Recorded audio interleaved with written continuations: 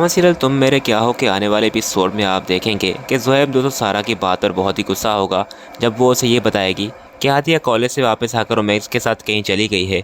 जिस पर दोस्तों वो वापस आकर हादिया को कॉल करेगा। हादिया जो कि उमैर के साथ ही होगी। बार बार जब कॉल आएगी तो उमैर उसे कहेगा कि किसकी कॉल है, उठा भी लो आखिर। तो वो उसे कहेगी कि घर की कॉल है, हमें जल्द चलना चाहिए। और फिर जैसे ही वो वापस आएगी तो ज़ोएब उससे मिलने आएगा और उसे कहेगा कि तुमने तो कहा था कि ये शादी सिर्फ तुम मजबूरी में कर रही हो, फिर ये क्या तमाशा लगाया हुआ तुमने, तुम उमैर के साथ अब घूम भी रही हो और अब तुम मेरी कॉल भी काटोगी। जिस पर दोस्तों वो उसे कहेगी कि हमारी अब मंगनी हो चुकी है और अगर मैं उसके साथ कहीं बाहर भी जाती हूँ तो तुम्हें इस बात पर बुरा नहीं मनाना चाहिए। दोस्तों ये बात सुनते ही ज़ोएब उसे कहेगा कि अब तो तुम्हारा बोलने का अंदाज भी बदल चुका है, इसका मतलब है कि वो सब झूठ था, तुम मुझसे मोहब्बत नहीं करती थी।